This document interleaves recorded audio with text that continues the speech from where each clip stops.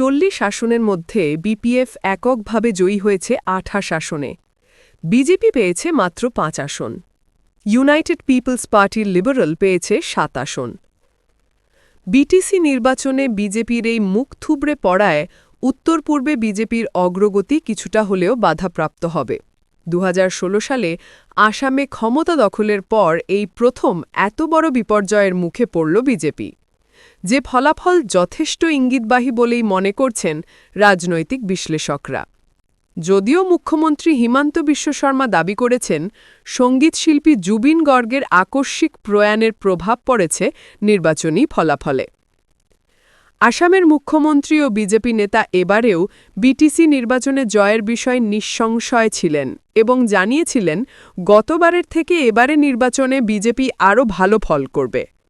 2021 আসাম বিধানসভা নির্বাচনে এই অঞ্চল থেকেই বড় আসনে জয়ী হয়েছিল বিজেপি।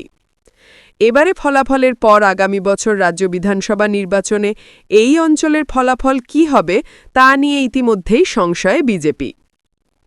যদিও এবারে নির্বাচনে জয়লাভের জন্য চেষ্টার ত্রুটি রাখেননি মুখ্যমন্ত্রী হিমন্ত বিশ্ব শর্মা।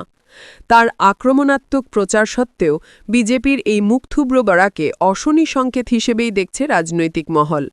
কারণ আসাম বিধানসভা নির্বাচনের আগে এই নির্বাচনকে সেমিফাইনাল হিসেবেই দেখা হয়েছিল।